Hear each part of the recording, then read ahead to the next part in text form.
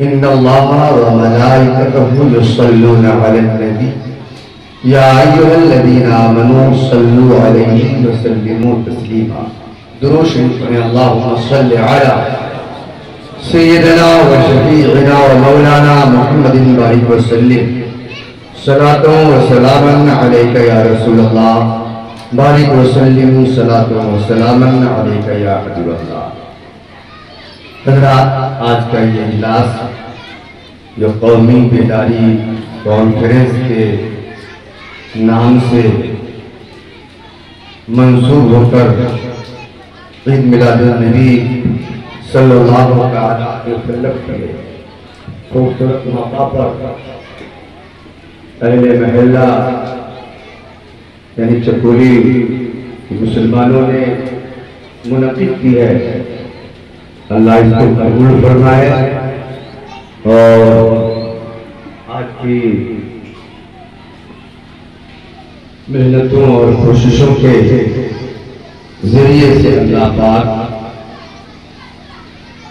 इसकी बरकतें पूरे इलाके में आम और काम फरमाए। आमीन। हज़रात, आपको याद होगा कि आज से 15-20 साल पहले हुकूमत हिंद ने कमेटी बनाई थी सच्चर के लिए। राजेंद्र सिंह सच्चर के सदारत में कमेटी की तश्कील दी गई थी जिसका मकसद था कि मुल्क को आजाद होने 60 साल का जमाना हो गया। 60 साल के अंदर कौम मुस्लिम की तरक्की का परसेंटेज क्या है, ये आगे गई है या पीछे हटी है, माशी, तालीमी, इक़्तिसादी, सियासी तौर पर इनकी पोजीशन क्या है। इसी बात को जांचने और जानने के लिए वो कमेटी बनी थी ताकि उसके मुताबिक हुकूमत अक़लियत के हवाले से, मुस्लिम अक़लियत के हवाले से अपनी पॉलिसी तय करे। तो कमेटी जब उसकी जो रिपोर्ट पार्लियामेंट में पेश हुई,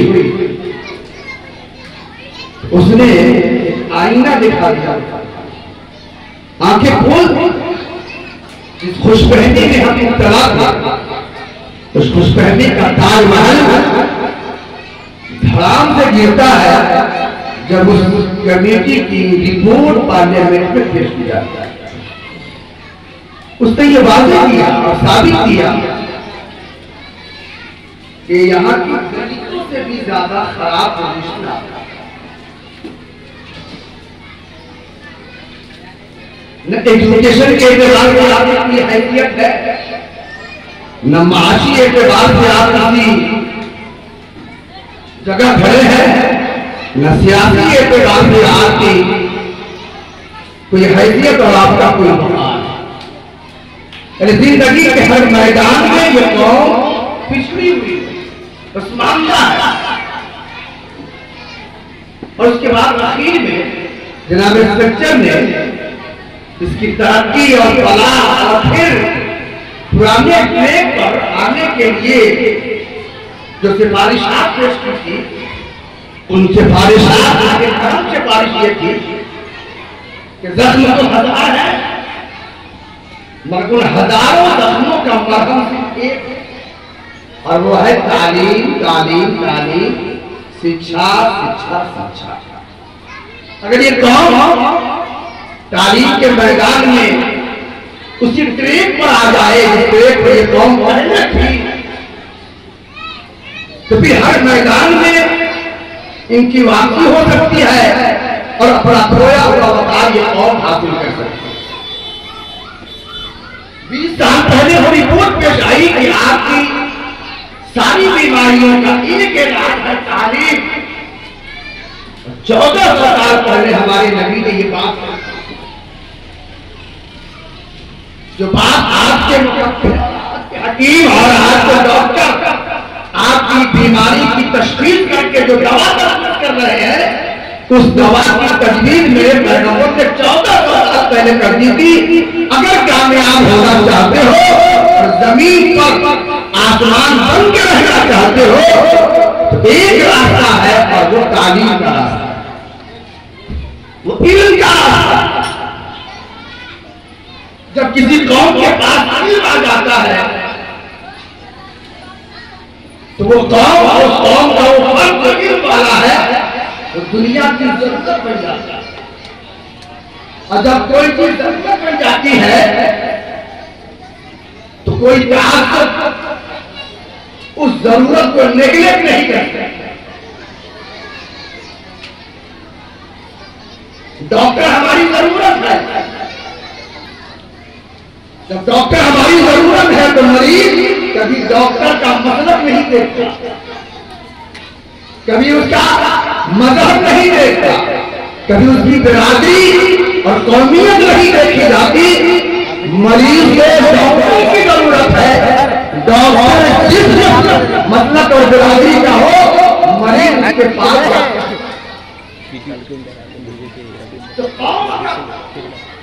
इस दुनिया की जरूरत बन जाए तो फिर कोई हुकूमत और कोई हजार ताक़त के बाद आपको दीवार पर नहीं लगा सकती है, आपको हाशिए पर नहीं खड़ा कर सकती है। शर्त यह है कि आप दुनिया की जरूरत, आप IAS हो गए, आप IPS हो गए, आप डॉक्टर हो गए तो आपका मजहब देखा जाएगा ना आपकी बरादरी। अब आपको हुकूमत की जरूरत है, मुल्क की जरूरत है, इसलिए जरूरतें कभी न माइनस की जाती है न कभी नेगलेक्ट की जाती है। जब तक हम इस दुनिया में जरूरत बंद कर रहे, हम चमकते रहे, जब हम जरूरत न रहे दुनिया की तो जो चीज जरूरत नहीं है जिसकी वो अलमारियों में सजा के नहीं रखी जाती है, वो डस्टबिन में हम डस्टबिन में इसलिए नहीं डाले रहे हैं, हम इसलिए डाले रहे हैं कि अब हम दुनिया की जरूरत है। 19वीं सदी ईस्वी में यूरोप के दुनिया में तालीम के हवाले से कानून पास किया, राइट टू एजुकेशन का, कि तालीम हर इंसान का पैदाइशी हक है। आज से 25-30 साल पहले हमारे मुल्क ने इस कानून को लागू किया है, राइट टू एजुकेशन। 14 साल की उम्र तक बच्चों की तालीम उनका मौलिक अधिकार है, पैदाइशी हक है, छीना नहीं जा सकता। और उसी कानून के तहत बाल मजदूरी वाले दौड़ते फिरते रहते हैं तो बच्चा मजदूरी का काम तो नहीं करता। जरा सोचिए तो सही, जिस मजहब के आप मेंबर हैं और जिस नबी का आप कलमा पढ़ते हैं 19वीं और 20वीं सदी में दुनिया बच्चों के लिए राइट टू एजुकेशन का कानून ला रही है। मुस्तफा ने 1400 साल पहले राइट टू एजुकेशन का कानून। खास बात यह है कि हमारे दीन और हमारे नबी ने तालीम के हक से राइट का इस्तेमाल नहीं किया है, हक का इस्तेमाल नहीं किया है। फर्ज तलाबुल इल्म में फरीदा, इल्म हक नहीं है, इल्म फर्ज। हक और फर्ज में बुनियादी फर्क है, जौहरी फर्क। हक इख्तियारी होता है, चाहे तो ले चाहे तो छोड़ दे, लेकिन फर्ज इख्तियारी नहीं होता, इजबारी होता है, कंपल्सरी होता है। छोड़ नहीं सकते, लेना ही पड़ेगा, लेना ही पड़ेगा। मुस्तफा ने कहा और तालीम तुम्हारा हक नहीं है, तुम पर फर्ज है, तुमको हासिल करना ही होगा, बच नहीं सकते, न छोड़ सकते हो, यह हक नहीं है। दुनिया ने हक कहा है, मुस्तफा ने फर्ज कहा।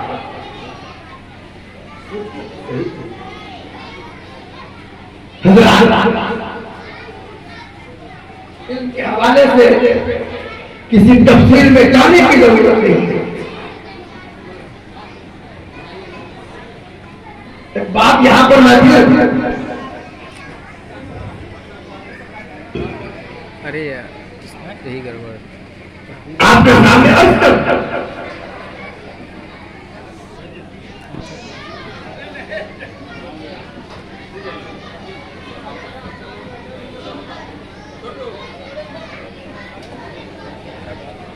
अरे यही गड़बड़ कहाँ से कितना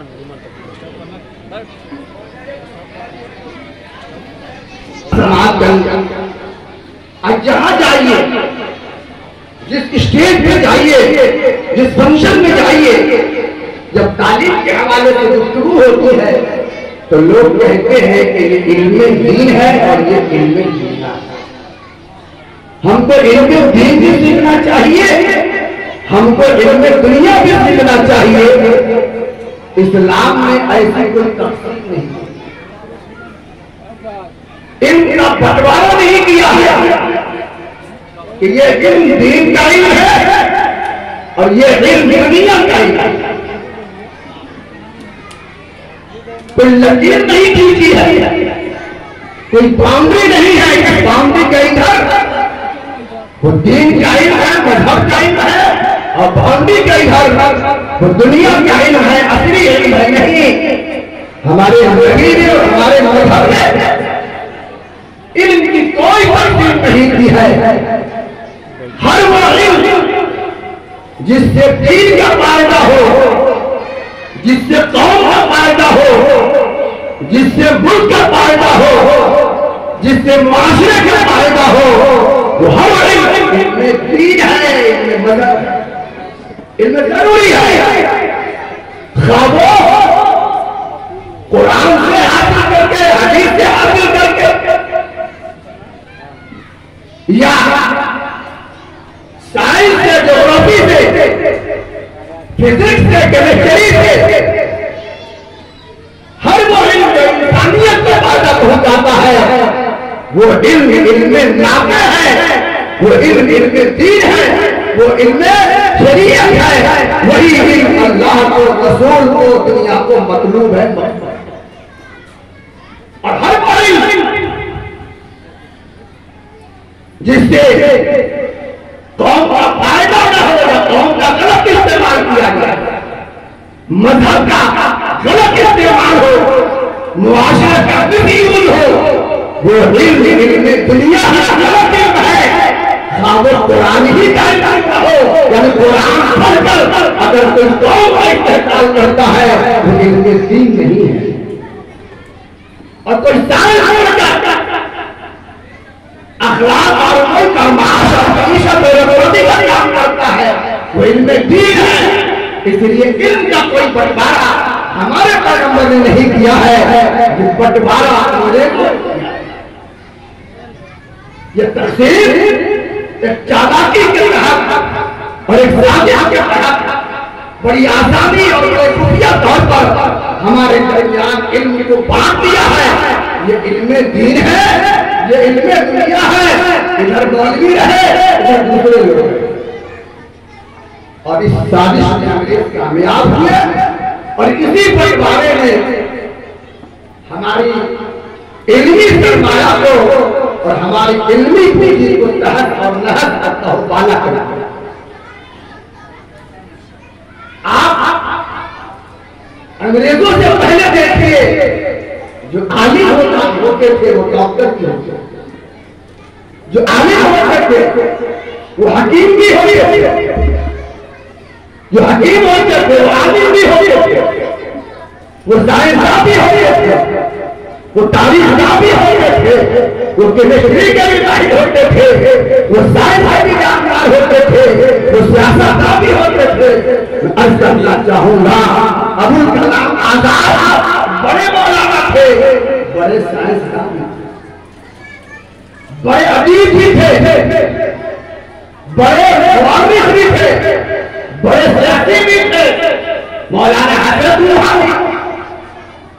सरजैया, अल्ताफ जरहारी, इमाम अहमद हदीस बरेलवी, मौलाना मती अली खान वगैरह, ये वो लोग थे जो इधर का भी पूरा था, इधर का भी पूरा था। अंग्रेजों ने सोचा कि अगर मामला ऐसा ही चलता रहेगा तो फिर हर शोबे में इन्हीं मौलवी और मुल्लाओं का कब्जा रहेगा। इसलिए इल्म को बांट दो, आधा इधर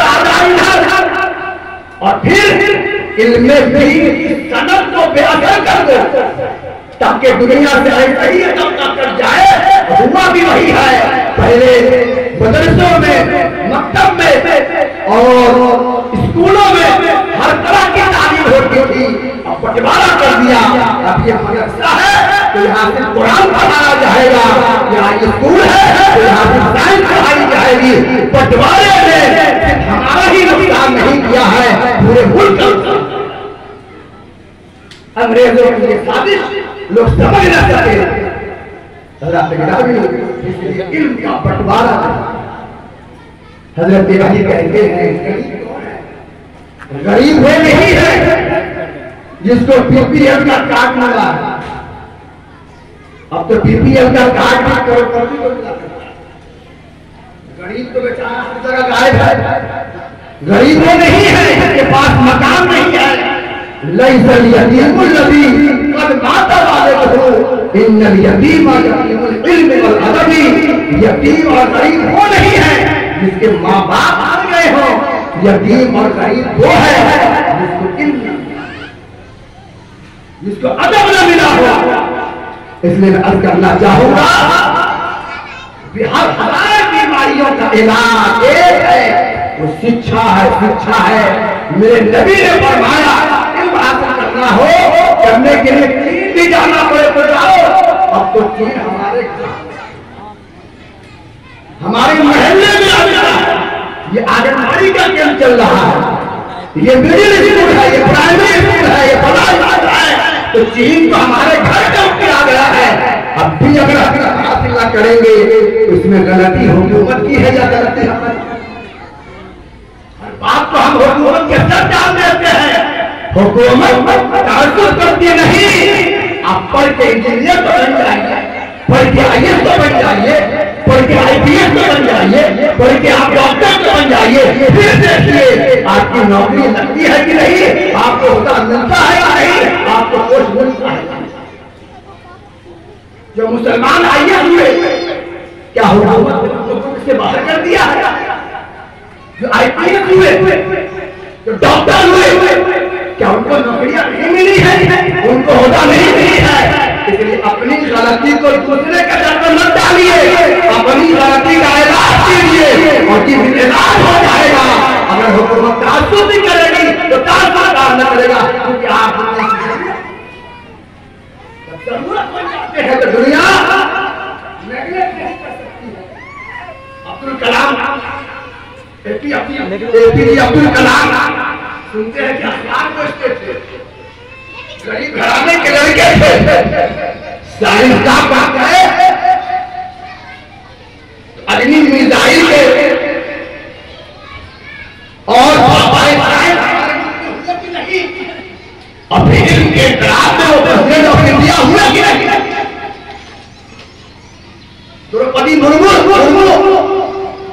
एक आदिवासी घराने से है, इल्म ने उनको हटा दिया और आज मुल्क के सबसे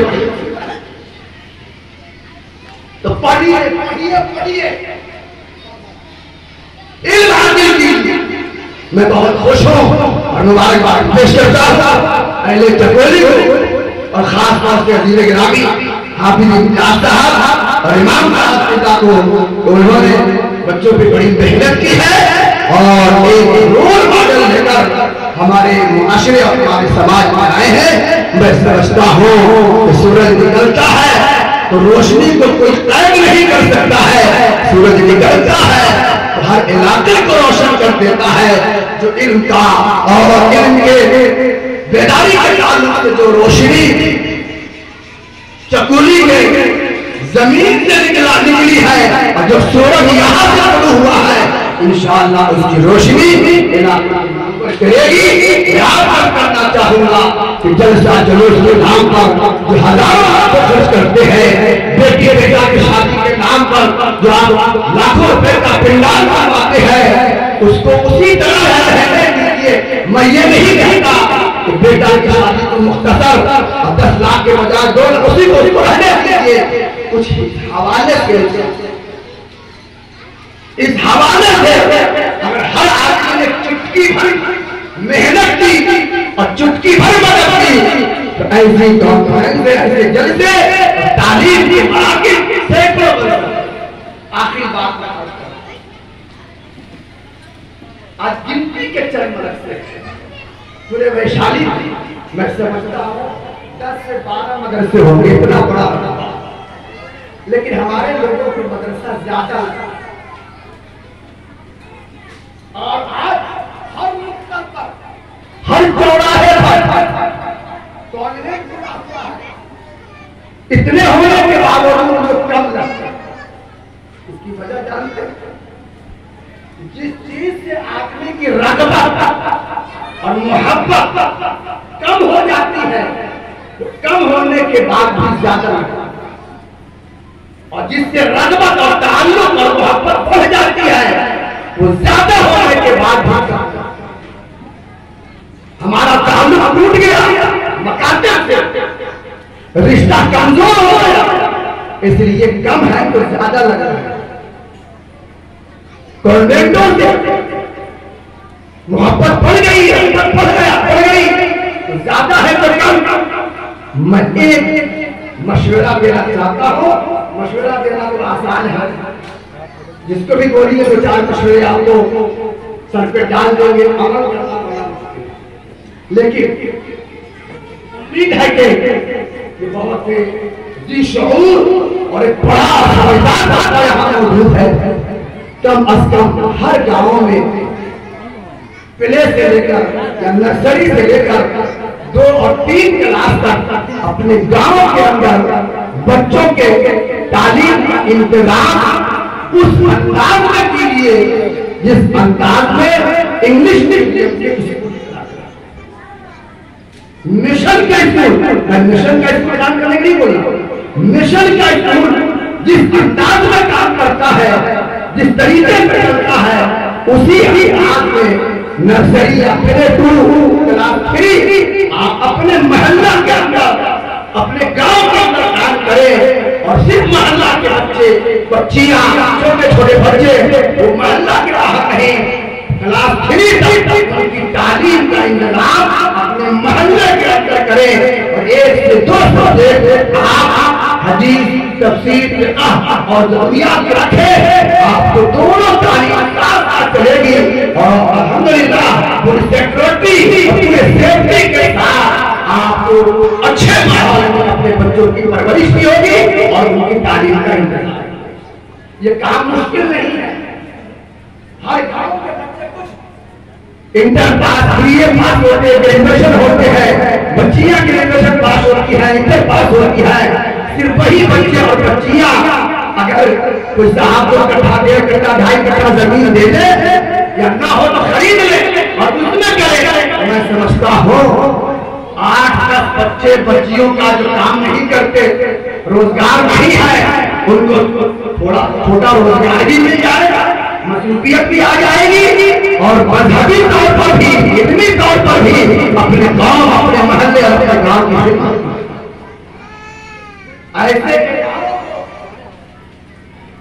अगर फंड नहीं है, बिल्कुल कंगाल है, अगर के बेटी के बेटा के शादी में लाखों खर्च करे तो बैंक के जिम्मेदार ज़कात की रकम भी लगाई जा सकती है। उसका सिस्टम है, उसको फॉलो करना लगाई जाए। आपके पास ये गुंजाइश नहीं है कि हम अलग मान से कर सके, तो ऐसे ज़कात की रकम से भी ये काम किया जा सकता है। जी दोस्तों, ये चंद बातें मैंने बड़े सरसरी तौर पर बता दी। बच्चों ने बड़ा खूबसूरत मुकाबला किया, ना खाली हुई।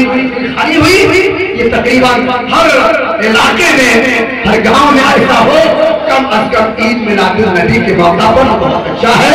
मैं मुबारकबाद पेश करता हूँ तमाम अहले मोहल्ला को, खासकर जिम्मेदारों को। बड़ा खूबसूरत काम आपने किया है। एक इसके साथ साथ क्विज इनामी मुकाबला भी रखा। कोई इनामी मुकाबला भी रखे और इनामात के नाम पर वो जो ट्रॉफी है, अवार्ड इसके बजाय बच्चों को किताब, उनकी जरूरत की चीज औजार बक्स, थैला, बुक बैग, उनको ड्रेस, ये भी इनाम में रखे, स्कूल ड्रेस ये इनाम में रखे, बुक जो निसाब में होती है, कापी, कलम, रबर, दरार, ये उनकी जरूरत की चीज है। इनाम का इनाम भी होगा और बच्चों का काम भी होगा। सुभान अल्लाह, माशाअल्लाह।